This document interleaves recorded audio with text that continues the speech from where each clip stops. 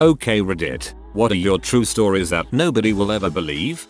This isn't about me, but it's about my dad. He was a local police officer for 32 years, eventually retiring as a lieutenant. My family has lived in Silicon Valley since before I was born, and my folks still live there. A few years after transferring to his retiring police department, my dad is working graveyard. At the time he was a beat cop just killing time in the wee hours of the morning. That is, until he gets a call about a break-in at an office building.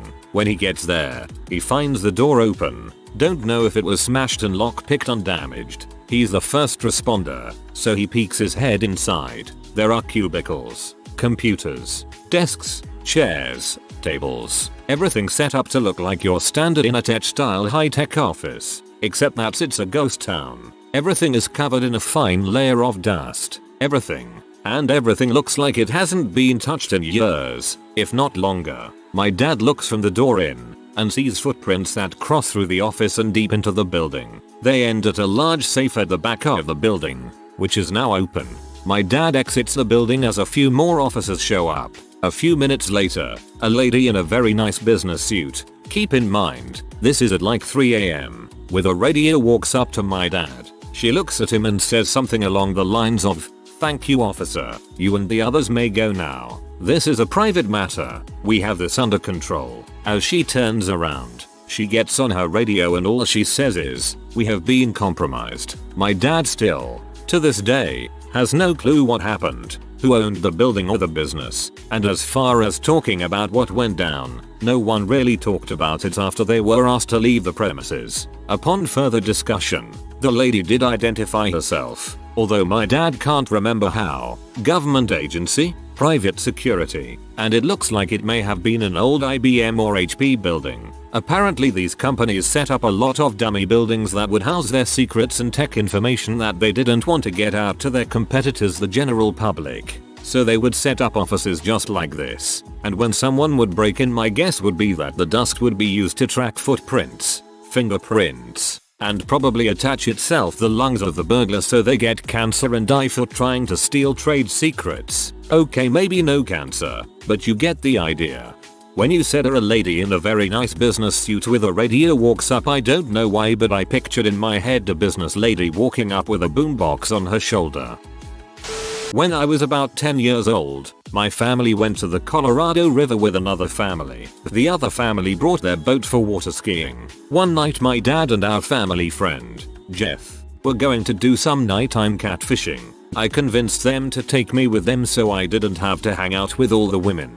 Since this was the mid-80s, my dad and Jeff were getting pretty tipsy while they fished. Around midnight one of the lines just starts reeling out. The reel is screaming when my dad picks it up and goes to set the hook. Once the hook is set, my dad starts fighting this fish. After about 30-45 minutes, the fish appears to be tiring. Jeff starts maneuvering the boat to help my dad land this fish. This where the story gets weird. Just as my dad gets the fish about 20 feet from the boat, the fish takes off again. It runs the line all the way down to the reel. My dad had anticipated catching large catfish and was using his deep sea gear. We then realize the fish is pulling the boat backwards. Not at a rapid pace, but still backwards. Jeff gives the boat a little more throttle and the fish fights more and we're in a stalemate tug of war. Finally we hear Jeff say that the boat is full throttle and fish starts pulling us backward again. After about 5 minutes of this, my dad cast the line and we limped the boat, half rowing and half under motor power, back to camp. To this day, no one believes us. They say my dad and Jeff were just drunk. Here's the thing, I remember this and I was 10. I wasn't drunk. Scared the crap out of me though. To this day, I hate the idea of swimming in the Colorado River. We don't even know if what we hooked was a fish because it never got close enough. TLDR, went night fishing and was dragged by something strong enough to pull a boat backwards. This horrifies me. One day when I was about 5, I was walking around a yearly country fair in town with my mom. We'd been there most of the day and mom was exhausted. As she was dragging me toward the gate, I yell, "Mom, Mom, that's Willie Nelson. I want to see Willie Nelson." She said, "Oh, come on. It's just some skinny guy in a cowboy hat." We're leaving without looking. My grandmother came home. She'd been working the info desk at the fair and called my mom to say, "You'll never guess who came by the booth today, Willie Nelson. It seems he's doing a show around here and he loves fairs, so he decided to come see this one." I was vindicated. I have told this story far too many times and have always been met with the same skeptical look. When I was about 9 or 10, I just finished playing around in my basement. I decided playtime was over and walked upstairs to go ask my mom for some lunch and saw her taking a nap. My dad and older brother were home, so as I was about to go look for one of them, I noticed something strange. There was a small ball of light in the middle of the living room. I thought it was a reflection of something until I realized it was moving. I stood frozen still, as it was moving slowly in my mother's direction. It wasn't moving particularly fast, maybe an inch every few seconds. It probably took a couple minutes when it was 2 feet away from my mom when I heard a loud bang. Instantly the ball vanished, leaving a cloud of smoke, and my mom awoke. My dad rushed in from outside and my brother from upstairs and asked what I did. I told them what happened and they brushed it off as something a younger kid would make up, but they could not find anything that would make that kind of noise or why there was smoke in the room and grounded me instead. I know what I saw and still no one believes what happened that day. Ball lightning.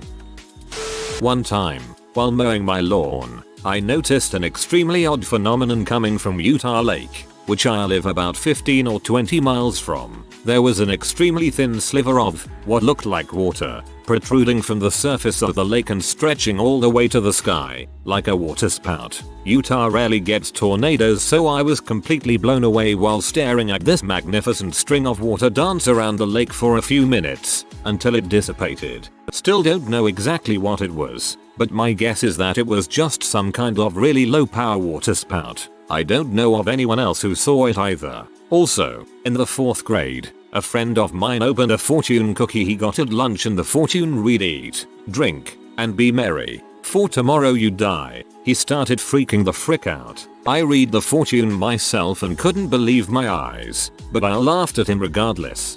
I hope you know that your friend's fortune is actually a combination of 2 Bible verses, Ecclesiastes 8:15 and Isaiah 22:13. It's been a saying for a couple thousand years. Nothing to freak out about. This isn't as weird or interesting as most of the other stories here, but it was the weirdest thing I seen.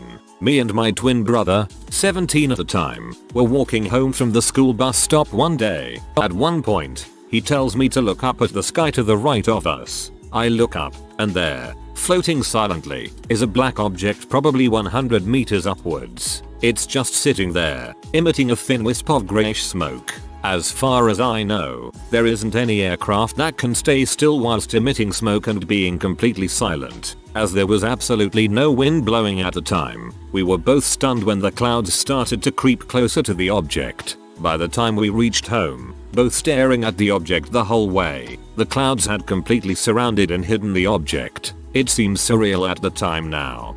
I want to believe I was in a car chase with someone trying to kill me and my friends. This whole interaction probably lasted no more than 4-6 minutes, but felt like forever. So here's the story. Me and some friends were driving around the suburbs around outhouses doing teenager shenanigans when we pull up to a stoplight at about 3 AM. As we are stopped at this stoplight, I hear my friends talking in the back seat. Friend 1, "Hey, throw an M&M at that guy's car." Friend 2, "No, he looks scary." I think nothing of it, and as I turn from the left lane I hear a little tink and this guy cuts through lanes and turns to start chasing us, and my friends tell me to floor it. So I'm going about 60-65 miles per hour down this main street at 3 AM with no other cars around. Stupid me figures this guy must be a reasonable person, so I try to get next to him to apologize. Big mistake. He is swearing and yelling and reaching for something in his glove compartment.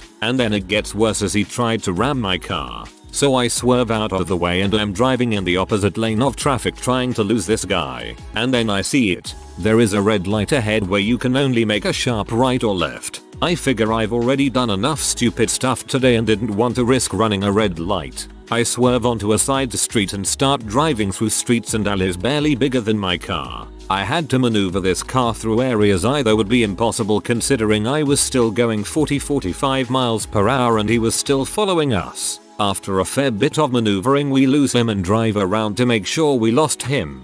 We finally get back to my house and just laugh our asses off that this guy tried to kill us over an M&M. TLDR was in a car chase where I could have died, but escaped unharmed. I played guitar with George Harrison in a guitar store on Maui a few days before his death in 2001. I was just another customer at the time and I didn't know who he was. He was buying a guitar for his kid, so we sat down and traded tunes for about 20 minutes. We were both playing mini strats. He ended up purchasing a yellow miniature Fender Strat and walked out. The woman working the cash register pointed to him and said, "Do you know who you were playing guitar with?" I said, "No, why?" She's like, "That's George Harrison of the Beatles." I was freaking mind blown. Now that is an awesome story. One summer night during my high school years, I was hanging out at a friend's house at around 3 AM. I believe I was around 16, and I didn't have my own car, but my mom would let me borrow hers quite often.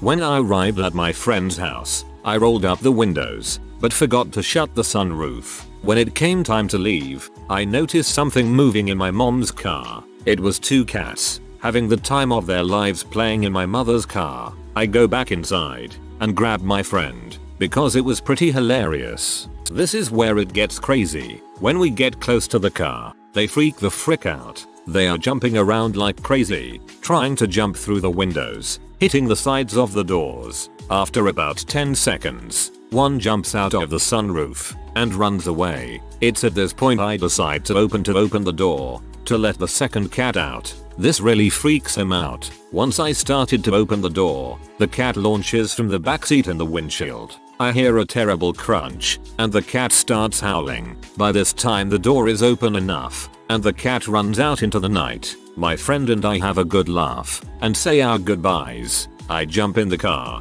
and notice the windshield is cracked from top to bottom. It wasn't funny after that. Being 3 AM, I decide the best course of action is to park my mom's car and let her find out in the morning.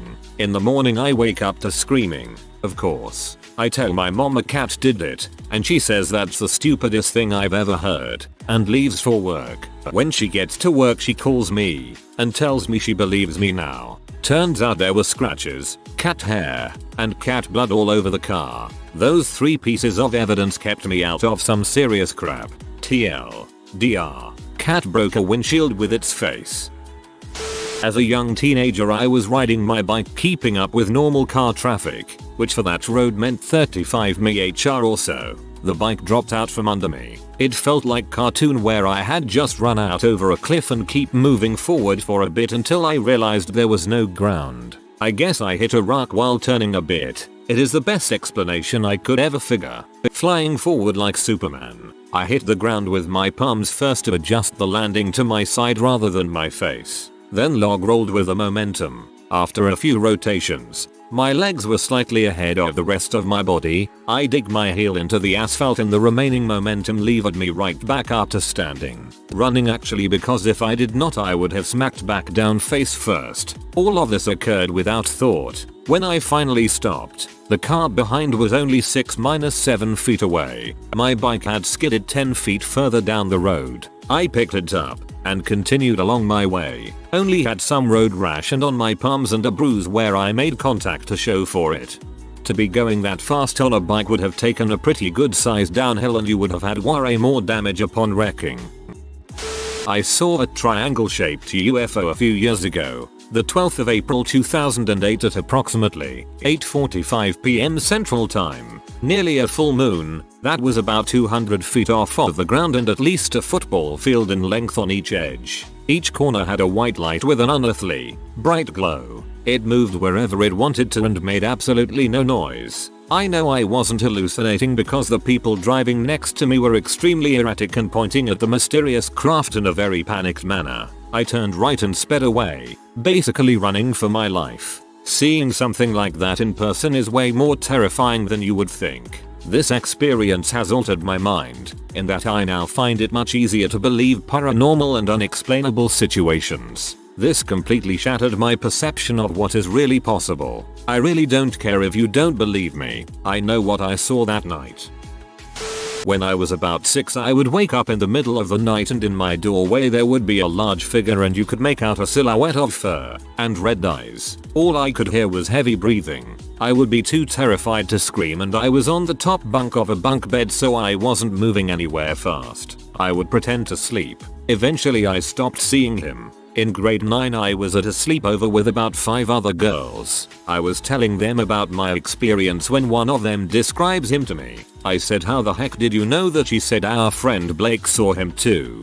So the next school day I approached Blake in the hall and just started describing him. He had tears in his eyes and said, "How the heck do you know that?" He later told me the big hairy man used to sit on his bed and he talked to him but doesn't remember what was said. About 2 years later I had to go to summer school. I was talking to this chick in my class and found out the big hairy man would visit her too. He too would sit on her bed. After high school I was at a party where I was spending the night. My friend Pete and I were sharing a bed just shooting the crap and I brought up the big hairy man. He said, "If you could see my face right now, I have tears in my eyes. I used to dream he would come through my window and stand over me." We have no connection with each other before high school. Even after all the other sightings my mother still thinks I am crazy.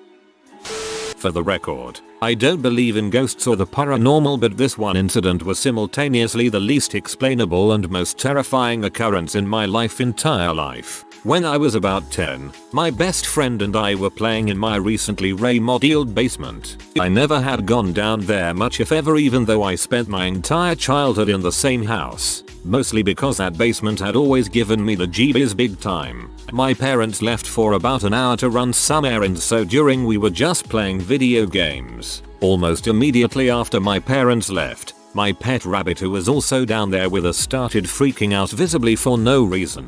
At the same time, it got markedly colder in the basement. Surprisingly, this was before I had seen any ghost movies that made use of that cliche. We started getting really freaked out, and then, like out of a horror movie, there was a soft groan behind one of the walls and the main lamp on that side of the basement flickered and then burned out. All of these events happened within about 5 minutes of my parents leaving in chronological order. I remember it vividly, and my friend could recount the exact same sequence of happenings to the T. Needless to say, we both ran upstairs screaming while being freaked out beyond comparison. We left the rabbit down there because we were truly mortified. He was in his cage, obviously. A couple days later, my rabbit passed away for no apparent reason. I avoided going down there for the rest of the time we owned the house until I went to college. My parents were furious when I refused to use the game room they set up for me down there, not believing a word of what happened. To this day I do not understand at all what happened or why. My friend who was there with me and I will nervously joke about it if it's brought up,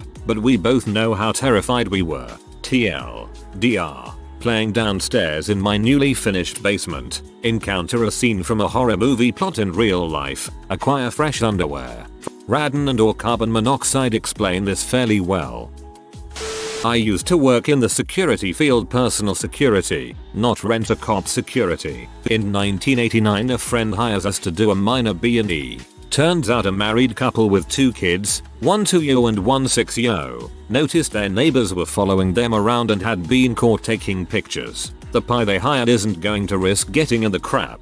So when his clients and the neighbors were out of town, he hired me and another guy to go into the neighbor's house and find out what was up. We entered the place and it was jammed full of surveillance equipment. Very expensive, top of the line stuff. We found files and logs of everything the 6-year was doing. So we finally lugged a copier into the apartment and copied everything. Took 2 days. We found cancel checks, personal letters, hundreds of video and audio tapes. It turned out the neighbor couple were both employees, didn't find by whom. The guy was ex-Navy, gay, and constantly wrote his lover. The chick was single and obviously had psychology training. They were spending all this time following around a freaking 6-year-old, noting his behavior and habits. We found 2 listening devices in his bedroom. His parents were only observed for some environmental influence notes. The weirdest bit was that many of the notes referred to a potential incident that involved the 6-year but seemed to say the incident hadn't occurred yet. The surveillance team, as we now saw they were, had been doing this for 2 years at a cost of a few $100,000. Why? Beats the frick out of me. Freaky crap.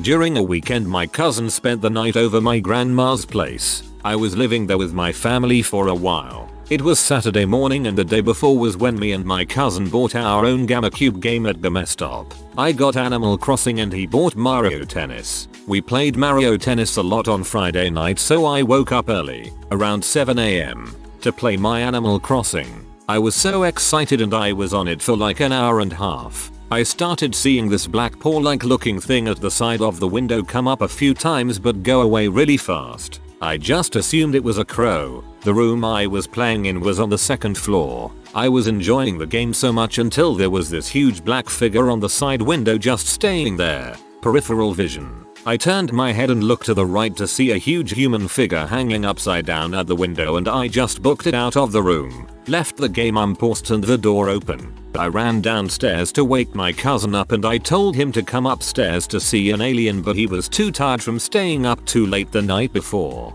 I'm still scared going up to that room alone, but I just think of it as me imagining things. I don't do drugs and didn't drink at the time. No one believes me and I don't tell anyone cause I feel like they'd think I'm weird. TLDR. I saw an alien out my window hanging upside down while I was playing Animal Crossing.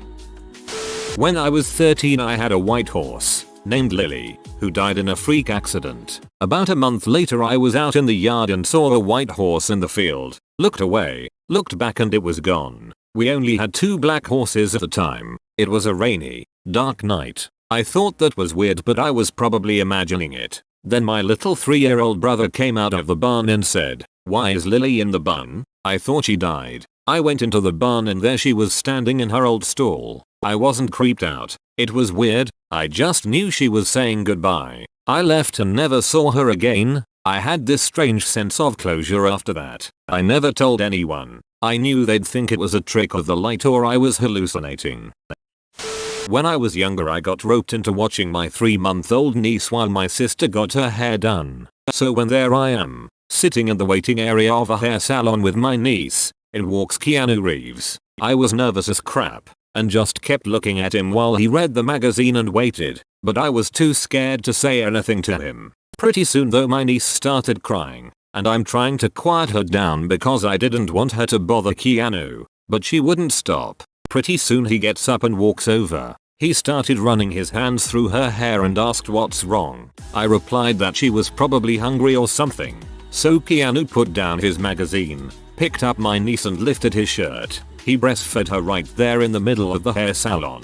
Chill guy, really nice about it. No one will believe me about what I just read. My entire family was on vacation, at a hotel on the beach. Me and my cousin are sitting out by the beach around 9 at night, and start seeing this orange orb of light on the horizon. At first we think it's a cruise ship, because the port was not too far from our hotel. We're staring at these lights though for good 5 minutes, and realize it's more than we think. They're not moving at all, so they're not flares or lights from a boat, and they are about 15 degrees above the horizon. We watch them for a few more minutes, and one of them disappears. It doesn't just fade out, kind of phases out like you would see if you turn off a very old black and white TV. That's when my cousin grabbed his camera and started filming the second one. Filmed it for a few minutes, turned off his camera, and then the second one vanished after around 5 more minutes. All my family thought we were crazy for thinking it was a UFO and just thought we saw a boat. I still have the video but haven't done anything with it. If you are new to the channel, you can subscribe. I publish new videos every day. Until then, check another video.